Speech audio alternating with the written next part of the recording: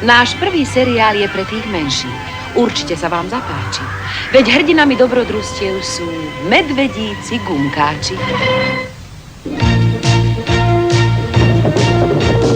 Dobrý a statočný, rýchly a smelý, bystrý a verný, to svet o nich vie.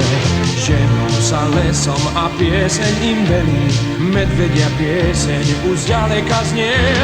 Gumkáči, hneď ich spoznáš priamo pri práci. To, čo robia, sa ti zapáči. Už sú to gumkáči. Do ríše záhad sa vypraví s nimi, iste ti dajú svoj sladký gumidžús. O chvíľu spoznáš ich odvážne činy, tak aj ty buď smelý a s nimi to skús. Gumkáči, hneď ich spoznáš priamo pri práci. To, čo robia, sa ti zapáči. Už sú tu gumkáči.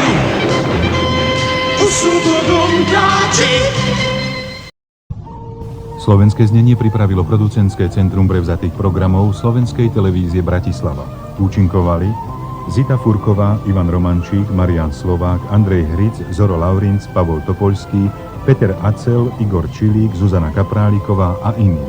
Spolupracovali inžinier Gregor Makarian, Daniel Chmúrny, Beata Kousalová, Davorin Gašpar, Soňa Poliaková, Soňa Ronajová a Juliana Ďurišová.